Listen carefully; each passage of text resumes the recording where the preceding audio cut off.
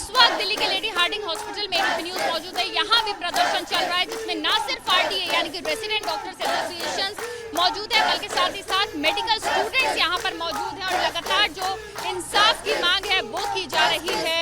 यहाँ पर मेरे साथ आरडीए प्रेसिडेंट डॉक्टर प्रसाद मौजूद है, उनसे बात करते हैं। बाकी रिप्रेजेंटेटिव्स जो हैं आरडीए के वो मौजूद हैं। लगातार हद से ज़्यादा हो गया है जिसमें आपका प्रदर्शन चल रहा है। इंसाफ की मांग सीपीओ को लेकर आप लोग आवाज़ उठा रहे हैं। हफ्ते भर में मैं देखा कई मुलाकातें हुई अलग अलग एसोसिएशंस की स्वास्थ्य मंत्रालय के साथ, क्यों समाधान नहीं निकल पा रहा? कल हमारे मिनिस्टर जॉइंट सेक्रेटरी लेवल पे बात हुआ था निर्माण भवन पे। हमारा ऑल दिल्ली आरडीए वहाँ पे इकट्ठा हुए थे अपनी बात रखने के लिए मिनिस्टर जी के पास, जेपी नड्डा जी के पास, पर हमारी बात नहीं हो पाई। हमने अब वहाँ पे उनके सेक्रेटरी लेवल पे बात करी। उन्होंने हमें बोला है कि आप अपना ऑल दिल्ली आरडीएस का एक कॉमन डिमांड है जो, क्योंकि वहाँ पे सारे FORDA, FAIMA, IMA and all the lady doctor association से डिमांड्स आए थे, जो इसलिए थोड़ा सा असमंजस बना रह रहा है। तो इसको वो करने के लिए आज एक हम ऑल दिल्ली आरडीए का मीटिंग रख रहे हैं। उस after all the respective GBM के बाद तो वहाँ पे हम लोग डिसाइड करेंगे हम कौन सा कॉमन डिमांड रहेंगे। पर जो हमारा प्राइमरी डिमांड्स था वो अभी तक जारी है। फोडा ने सबसे पहले ये कॉल ली थी कि भाई हम जो है हड़ताल करेंगे, स्ट्राइक पर रहेंगे, तब तक सर्विसेज नहीं चलेंगी जब तक इंसाफ नहीं मिल जाए, सीपीए पे एक रिटन एश्योरेंस आप लोगों को नहीं मिल जाए। आप ही का डेलीगेशन था जो सबसे पहले स्वास्थ्य मंत्रालय से मिलता है और उसके बाद आप लोगों के डेलीगेशन को एश्योरेंस दी जाती है। आप लोग बाहर आते हैं, स्ट्राइक कॉल ऑफ करते हैं। उस एश्योरेंस के बाद फिर दोबारा से आप लोगों की तरफ से कॉल लिया जाता है कि नहीं, स्ट्राइक जारी रहेगी, क्योंकि कहीं ना कहीं डॉक्टर्स बाकी जो थे वो सहमत नहीं थे उस कॉल ऑफ से।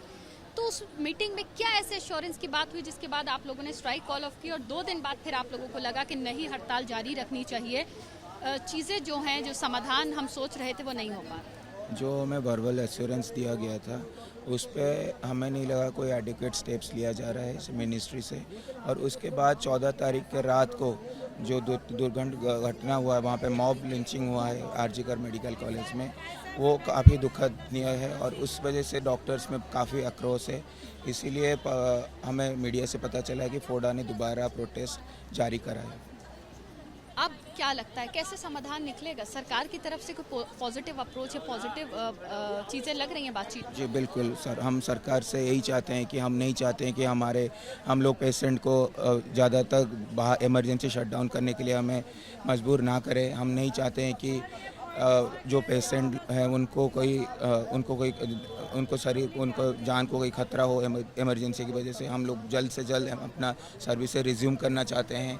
तो हम लोग चाहते हैं कि सरकार की तरफ से प्रोएक्टिव स्टेप्स लिया जाए और ये हमारी डिमांडें मांगी जाए। यहाँ पे जनरल सेक्रेटरी जो है मेरे साथ मौजूद हैं आरडीए लेडी हार्डिंग के, डॉक्टर नीतीश, उनसे बात करते हैं।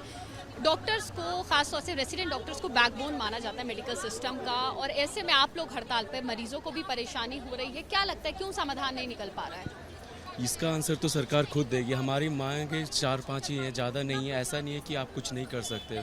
विगत कोविड काल के दौरान भी हम लोग ने देखा रातों रात कैसे बदलती है सारी चीज़ें, कैसे समस्या का समाधान निकलता है, और सारी सरकार ने दिखा चुके हैं कि कैसे होता है। जो एडमिनिस्ट्रेशन का काम है वो लोग बाकायदे कर सकते हैं, ऐसा नहीं कि नहीं कर सकता। ऐसा कुछ नहीं हुआ इस देश में जो कि एकदम से मौजूद नहीं है अभी का। कोविड काल में भी हम लोग सारा चीज़ देखते हैं। अभी आपका G20 सबमिट हुआ, उसमें भी हम लोग देख सकते हैं कि रातों रात कैसे कानून या फिर कुछ भी चीज़ तुरंत हो सकती है। एक डॉक्टर से ऐसा समुदाय, ऐसा हम लोग ऐसा क्या बन के रह गए कि हम लोग दोनों तरफ से जाते हैं। पेशेंट का हम लोग अभी भी आज तक अभी इतना चीज़ होने के बावजूद भी उनका एक भी हानि हम लोग नहीं होने दे जा रहे। आज भी इमरजेंसी सर्विस आ गई। कल मैं खुद नाइट में ड्यूटी था, कल हमारा खुद सब नाइट ड्यूटी करके आ रहे हैं यहाँ पे। पेशेंट्स को हम लोग ऐसा नहीं कि केयर नहीं कर रहे। सरकार के अल्टीमेट हाथ में, उनके हाथ में क्या नहीं है, वो क्यों डिले कर रहा है? हमारा नाम क्यों लिया जा रहा है कि हम लोग के वजह से पेशेंट सफ़र कर रहे हैं? हमारी वजह से कुछ नहीं है। हम लोग के 5 मांगे हैं और आराम से मांगी जा सकती है।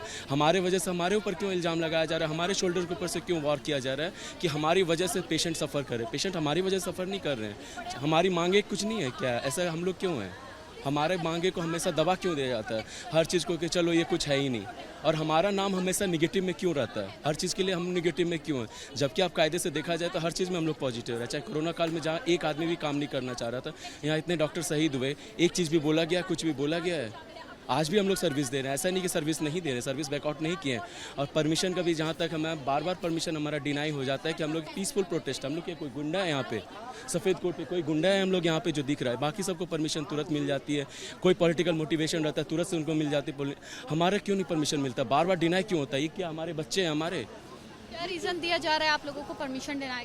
लॉ एंड ऑर्डर, जहाँ पे लॉ एंड ऑर्डर की चीज़ बात होना चाहिए वहाँ पे एक एसोसिएशन, इनका एसोसिएशन भी तो है ना, आपके आईएएस एसोसिएशन है, आईपीएस एसोसिएशन है, आप लोग का एक लेटर नहीं आया कि बंगाल में लॉ एंड ऑर्डर का बात कहाँ नहीं चल रहा है, यहाँ पर दिल्ली में लॉ एंड ऑर्डर का कहाँ से बात चल रहा है? यहाँ पर देखिए कुछ महिला रिप्रेजेंटेटिव्स हैं आरडीए की, उनसे भी बात करते हैं। महिलाओं में और खासतौर से डॉक्टर जो महिलाएं हैं उनके बीच में ज़्यादा आक्रोश, ज़्यादा गुस्सा है। किस तरह के चैलेंजेस आप लोगों को ऑन ड्यूटी आते हैं, और अगर मैं बात करूं तो उन चैलेंजेस के बीच आप लोग अगर सर्विस दे रहे हैं और देते हैं, तो अब इस इंसिडेंट के बाद क्या डर मन में? पहले ये था कि हम सर्विसेज प्रोवाइड कर रहे थे, हमें पता था कि लोग आ रहे हैं बदतमीजी से बात कर रहे हैं, इवन देवर अब्यूजिंग अस, अगर ज़रूरत पड़ने पे वो हम पे हाथ भी उठा रहे थे, बट स्टिल दैट मतलब उसके बाद भी हम अपनी सर्विस प्रोवाइड कर रहे थे। लेकिन जो इंसिडेंट्स हुआ है आरजी कर में, वो तो मतलब अब शब्द में बयान भी नहीं कर सकते। जो इतना उसके बाद से मुझे अपने हॉस्पिटल में जाने से डर लगता है। मैं 24 आवर ड्यूटी करने के लिए मैं अपने जो मेरा डीडीआर होता है जहाँ पर डॉक्टर्स रेस्ट करते हैं, जब 2-3 आवर्स का जो 24 आवर ड्यूटी होती है वो थक जाते हैं, तो मैं उस रूम में भी नहीं जा सकती हूँ। मैं अपने हॉस्टल में भी नहीं सो पा रही हूँ ठीक से। मुझे मतलब वही इंसिडेंट्स मेरे दिमाग में बार बार घूमता रहता है। तो आप समझ सकते हो एज ए वुमन कि ये कितना ज़्यादा हीनियस क्राइम था, एंड उसके इमेजेस बार दिमाग में कितना हम लोगों को अफेक्ट कर रही हैं। आप लोगों के साथ परिवार जुड़ा होता है, परिवार की तरफ से क्या रिस्पॉन्स है इस इंसिडेंट के बाद? क्या उन लोगों के मन में डर है? क्या वो लोग बार बार कॉल करते हैं, पूछते हैं कि आप लोग कहाँ हैं, सेफ हैं या नहीं? ज़रूर, उसके बाद तो बहुत ज़्यादा हो गया है। इवन मेरे फैमिली में मेरी कज़न है जो इस नीट यूजी के लिए उसने एग्ज़ाम दिया था, देन उसके बाद में उनके भी सेकंड थॉट्स आ रहे कि क्या हमने सही लाइन चूज़ की है, क्या हमें डॉक्टर फील्ड में आना चाहिए नहीं आना चाहिए। अगर मैं भी आगे जाऊँगी तो मैं भी सोचूंगी कि मुझे अपने बच्चों को इस फील्ड में भेजना चाहिए नहीं भेजना चाहिए, या मेरी फैमिली में कोई है तो मुझे उस फील्ड में भेजना नहीं भेजना चाहिए। मतलब हर किसी को ये सेकंड थॉट आएगा। पहले में था कि नहीं हमें डॉक्टर बनना है, हमें लोगों को अपनी सर्विस प्रोवाइड करनी है, बिकॉज बहुत ही नोबल प्रोफेशन है। लेकिन ऐसे क्राइम और ऐसे इंसिडेंट्स होने के बाद में हमें एक सेकंड थॉट हमेशा आता है, और कभी कभी हमें लगता है कि शायद हम गलत जगह खड़े हैं, हमें यहाँ नहीं होना चाहिए था। सीपीए कितना ज़रूरी इस वक्त डॉक्टर्स के? सीपीए बहुत ज़रूरी है, क्योंकि आए दिन देखते हो आप, हर दिन ना किसी डॉक्टर पर वायलेंस होता है, मतलब उसके अगेंस्ट कोई भी एक्शन ले जाता है। इससे क्या होता है, लोगों का मनोबल बढ़ जाता है और डॉक्टर से बदतमीजी करना स्टार्ट कर देते हैं, और डॉक्टर सेफ भी फील नहीं करता अपनी जो वर्क प्लेस होता है वहाँ। उसको लगता है कोई मोब आएगा अटैक कर देगा, कोई भी आकर वायलेंस कर देगा। तो सीपीए एट मोस्ट इंपॉर्टेंट है, क्योंकि safety is the most important. Safety नहीं, फिर डॉक्टर ड्यूटी नहीं कर पाएगा। भी नाइट ड्यूटी होती है, इवनिंग ड्यूटी होती है, लड़कियां अकेले काम करती हैं, सेफ्टी में कैसे काम करेंगी वो? अभी जो इंसिडेंट हुआ है, मतलब अभी जो क्राइम हुआ बंगाल में, वो इतना दुखजनक है कि लड़की रात को सेफ नहीं है, अपने वर्क प्लेस सेफ नहीं है, फिर कहाँ सेफ रहेगी, फिर कैसे काम करेंगे? ये बहुत नेगेटिव इम्पैक्ट आ रहा है हर लड़की डॉक्टर पे कि वो कैसे सेफ है, मतलब अपने वर्क प्लेस पे। तो ये डॉक्टर्स डे जिनके नाम पर मनाया जाता है, वो जहाँ से आते हैं उन्हीं के स्टेट में इस तरह का क्राइम, और महिला मुख्यमंत्री जिस स्टेट में है उस जगह महिला के साथ इस तरह का क्राइम, इसको कैसे देखते हैं? देखिए, ये मुद्दा बहुत संवेदनशील मुद्दा है, और इस पे जो लॉ एंड ऑर्डर को जिस तरीके से एक्ट करना चाहिए था, उन्होंने उस कैपेसिटी में एक्ट नहीं किया है। ये तो सर्वव्यापी बात है, पूरा देश इसको मान रहा है, आप लोग भी मानते होंगे, मीडिया में आप लोगों ने भी देखा। एक पीसफुल प्रोटेस्ट हो रहा था, हम लोग बहुत रिस्पॉन्सिबल सिटीजन्स हैं सोसाइटी के, हमने आज तक लॉ एंड ऑर्डर कभी हाथ में नहीं लिया है। हमारा कल भी जो धरना था निर्माण भवन में, पब्लिक प्रॉपर्टी को ज़ीरो डैमेज है, कोई डैमेज नहीं आया है। हमने बस वहाँ स्लोगनियरिंग की और अपनी बातें रखी। हमारे डेलीगेशन को पीसफुली बुलाया गया, बात हुई, बात नहीं बनी, हमारा प्रोटेस्ट अभी जारी है, बट वो पीसफुल ही है। बट आप भी देख सकती हैं कि जो मॉब लिंचिंग जैसी घटनाएं हुई, जहाँ पर मॉब ने अटैक किया आरजी कर हॉस्पिटल पे, इवन कलकत्ता हाई कोर्ट को संज्ञान लेना पड़ा कि बंगाल पुलिस क्या कर रही थी। पुलिस, आप वीडियोस पे भी देख सकते हैं, पुलिस सामने है। तो यदि उस राज्य के मुख्यमंत्री, जिनके पास होम मिनिस्ट्री भी है, वो होम मिनिस्टर खुद ही हैं और वो खुद भी एक महिला हैं, तो उनको आगे बढ़ कर के इस मामले में प्रोएक्टिवली काम करना चाहिए, जो अभी तक होता हुआ नहीं दिख रहा है पब्लिक आई में। सबसे पहली मांग जब ये हड़ताल शुरू हुई तो सीबीआई जांच की थी। सीबीआई जांच जो है वो शुरू हो गई है।